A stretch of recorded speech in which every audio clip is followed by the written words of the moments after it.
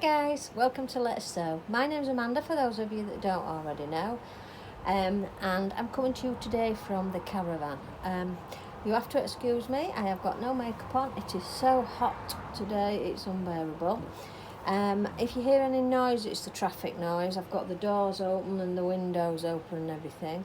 But I want to share with you what I'm on with at the moment, which is making some bags for Christmas presents or birthday presents or whatever you want them to be for yourself. I'm thinking about making one of these for myself because I do quite fancy one. I do like the pattern.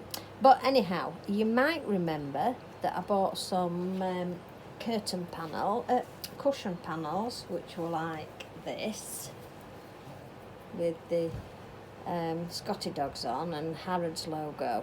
Well, I've been making them out of these. I'm doing them in different styles, but I'm going to show you today how to do one as a shopping bag, really. A reusable bag that you can just pop in your handbag or put your handbag in the bag, whichever you want to do.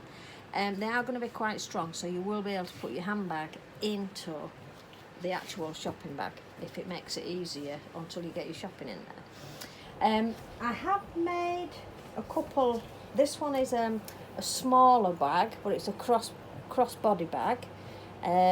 So this is more of a handbag size. You put your purse in there or whatever, your makeup, whatever you want to put in their diary.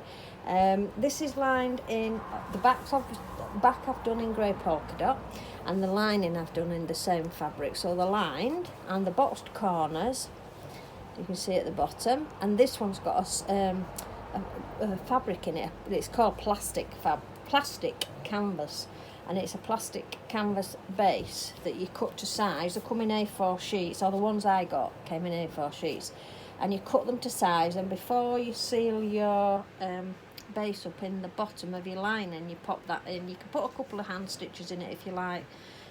This one I actually stitched it by sewing machine, so your sewing machine will stitch it, and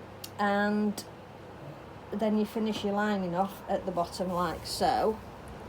I don't know if you can actually see that. You do your seam and your lining last, so that tucks everything in, everything's the right way around. I'll show you what I mean in a second.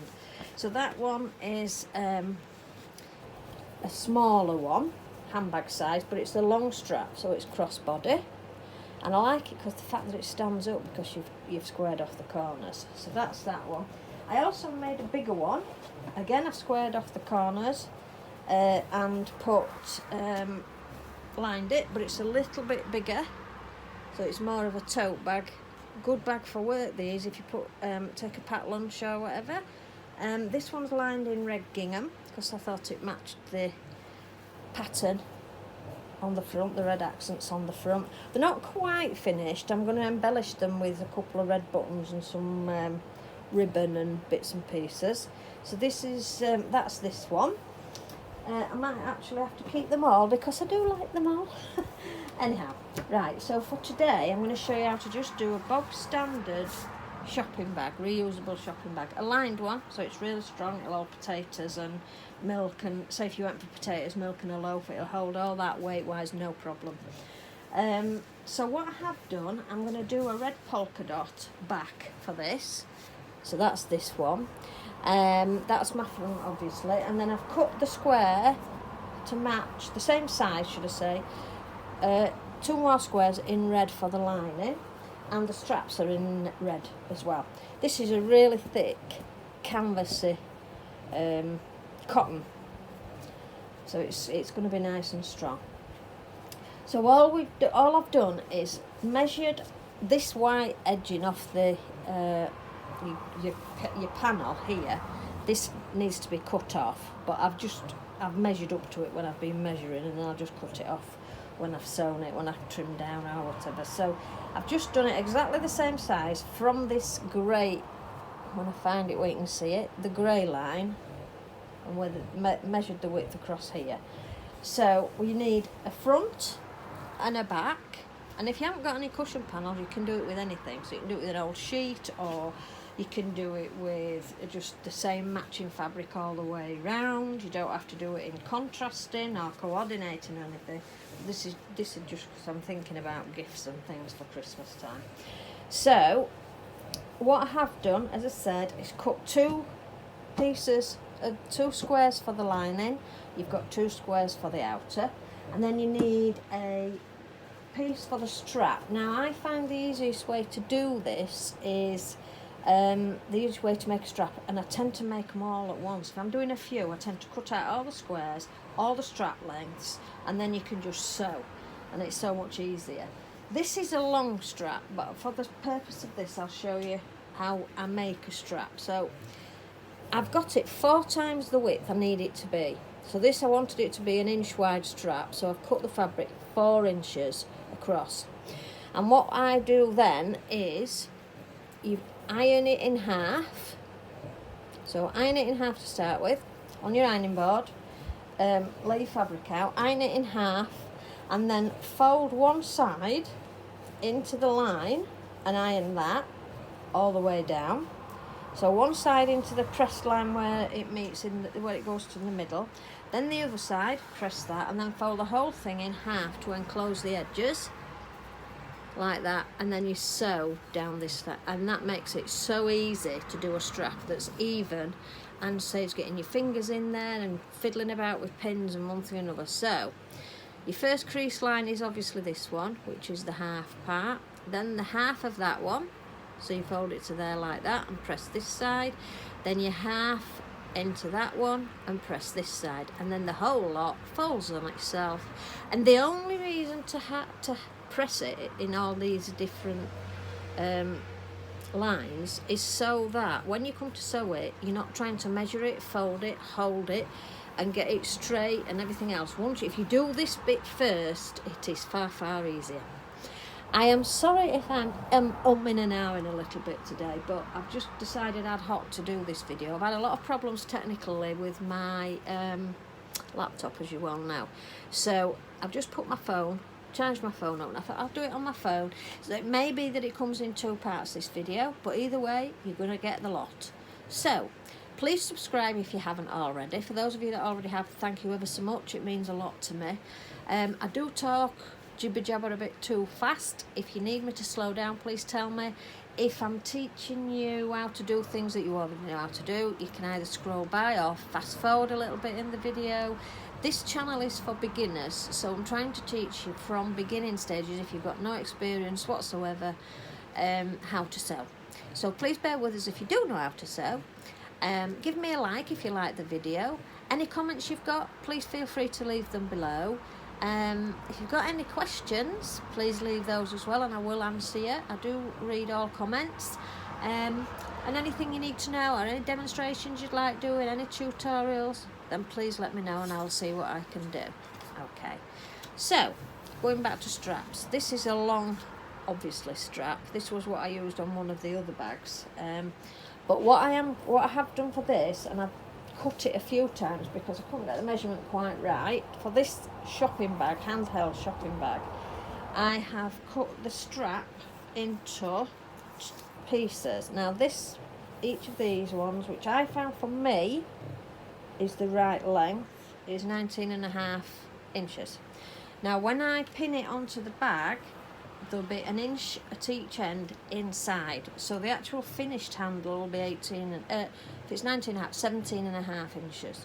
So you need to pin it on and hold the bag and see how it hangs at the side of your body, really, how it hangs. If this is a handheld one, hold it down at the side of your body as if you were shopping, and see where it comes to. This one comes just above my ankle, which is fine. It's not too long, it's not too short. Some people prefer them to go crossbody, even though they've got a lot of shopping in, and feel it easier to hold, particularly if they've got problems with the hands and things. It makes it easier to hold, and you hold your grip stronger. So for me, the 19.5 inches, which means the finish size will be 17.5 inches. Okay, so, and then once you've stitched it, these are half been stitched, and if I can show you, I don't know if you can see the line, the stitch line, I've stitched really close to the edge. If you want to do it in a contrasting colour like the grey, you could do, and it encloses all the seams, stitches both sides flat, and then all I do then is just give it a final press. You don't really need to do that because you pressed it originally, but I do that. It's just a habit. After every seam that I've sewn, I press it. So that's those. put those to one side and move my long one so I don't get them mixed up. Now I have already stitched down the edges of this liner. So what I have done is pinned them right sides together, 2 pieces of my lining fabric right sides together, and stitched down here 1.5 centimetres in. Down one side, and then across the bottom I've stitched probably, let's have a look, a quarter of the way across at one side, and then the same on the other side. I've left a gap in the middle here. The top's obviously open, but I've left a gap in the middle because this is what we're going to use for turning once we've fastened them all together. This is the easiest way I find to do lined bags. Okay, so there are other ways, but this is the way that I prefer. Okay, now it's come a little bit dark actually. I think it might rain. I'm sat facing the light as well, so about 120, so I apologise. It's very hot and muggy and sticky. I've got my favourite drink here, apart from the gin obviously. This is Coke, gin, Diet Coke. So please excuse me. I've got my little cloth here for dabbing my brow if I get too hot. You've got to be prepared. There. Anyway, here we go, back to the bag. So I'm going to do the same. Stitch down the edge on this panel piece, but I'm not going to leave the gap at the bottom. I'm going to put right sides together, and I'm going to stitch all the way from the top of the bag at one side to the top of the bag at the other side. I'm not going to pin. I don't need to pin because it's a straight line and there's not a lot of fabric to it, so I'll give it a stitch down 1.5 centimetres. Just get my chair in the right place. Right, ready. Let's go. I'll do a couple of back stitches to tighten it off, fasten it off even, and let's go. Just a straight stitch. If when I play the video back the sound's not very good, I will do it in the text what I'm actually doing, but I'm hoping that the sound's okay while I'm doing this. It's a bit noisy because it's on my kitchen table in the van. I have got my ironing board set up at the end of my little table. I'm all organised, thankfully. So yeah, I've got a good space to sew while I'm here, so that's good. Right, I'm nearly at the bottom. I'm going to put my needle down, pivot, that means turn it round 45 degrees to go along the bottom. If you leave your needle down before you lift your foot up, it keeps your fabric in the correct place, for those of you that don't know. Okay, so pivot round and then across the bottom. Well, let me just make sure I am sewing across the bottom. Yes, because I've done that before. Sewn across the top. Anyhow, right, here we go. Keep going.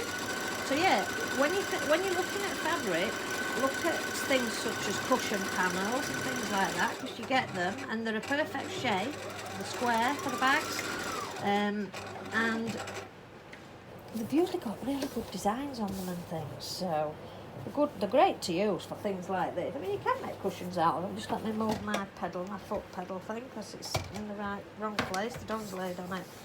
They're good to use for things like this, and they're a little bit different. I love these ones with the dogs on. I've had them before. I have made cushions with them before, and I also had some from the lady I bought these from for Christmas with Harrods logo on again, and they were all a big teddy bear stood in front of the door. It looked like a Downing Street door, but it had the teddies on. And that said Harrods on there, which I think is quite cute. So I'm going down, I'm going up the other side now. I'm going to finish off a couple more stitches. Right, and then you see my white bit there, look, that needs cutting off. Cut my threads. I always cut my threads as I go because it gets on my nerves when I've got loads of threads to cut off. Okay. Now what I am going to do, normally I would pin this, press this from the other side, but because if I stop the camera, or I can't pose the iPhone. Pause. Pause. I can't get my teeth today, can I? I can't pause the iPhone, so I need to do it in one piece, one episode, and then when I come to need to press it, then I will do it as part 2 of the video. I'll show you where we are then once I've pressed it. So I'm just cutting off that white bit, first of all, get rid of that. We stitched the lining, so that's good.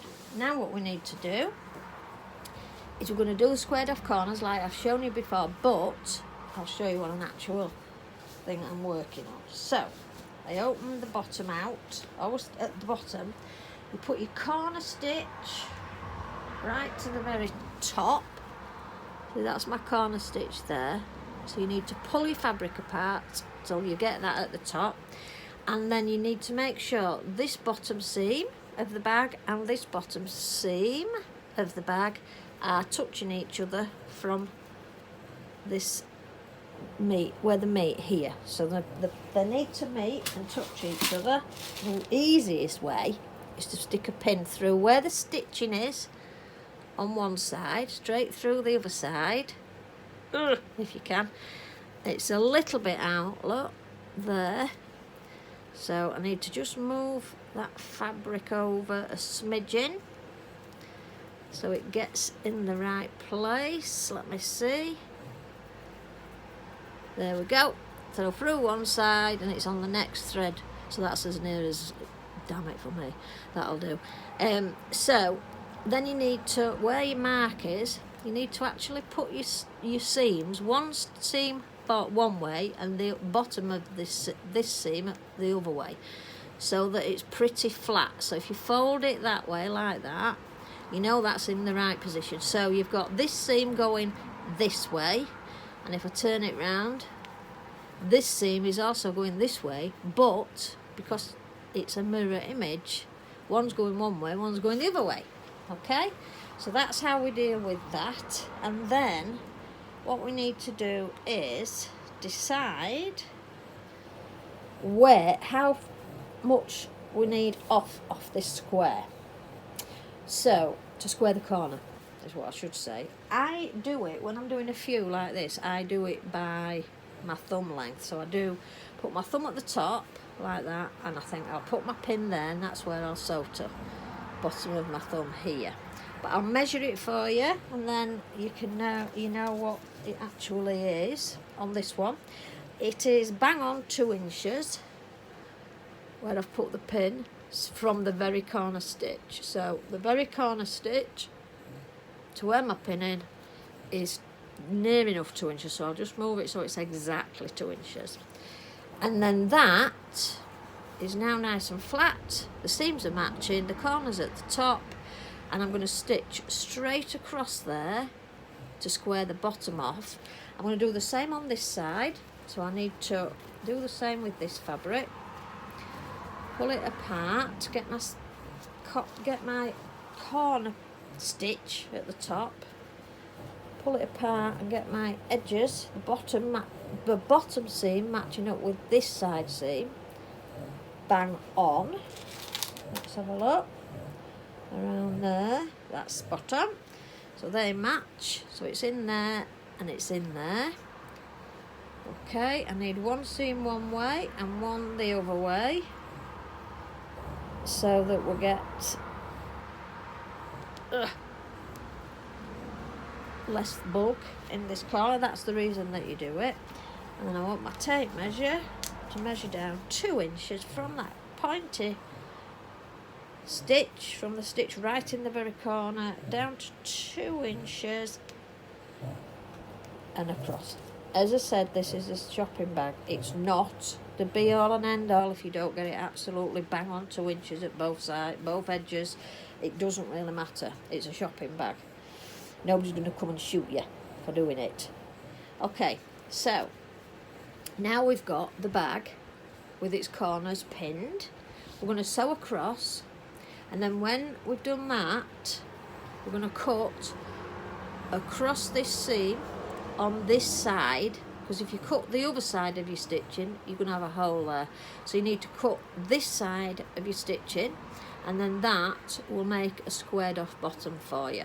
Okay, so you need to do that on this piece and on the other piece, the lining piece. Square the corners off, exactly the same measurement, exactly the same way. Square your corners off, and then cut them off. Press your corners flat, and then what I will do, I'll show you how to sew it and how to cut it off, and then I'll pause it and then do part 2 of the video when it's all been pressed, and then we'll put the bag together. Okay, so just bear with me 1 minute.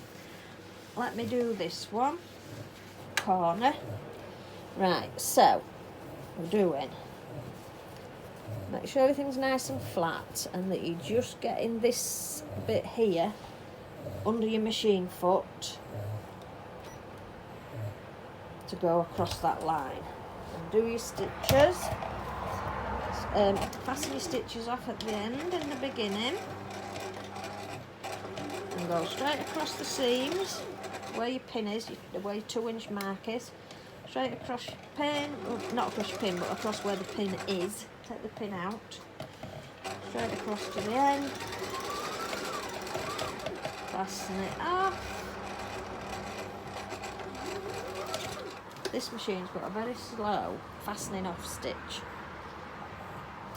Okay, so you can see I've sewn straight across that line. Now what we need to do is to cut this off, but I'll do the other side first, and then I'll show you how it squares off when we turn it the other way around.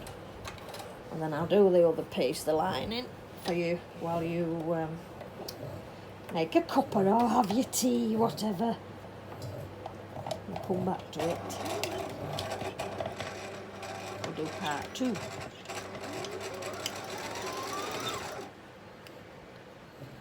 Okay, move my pin. Nice and flat.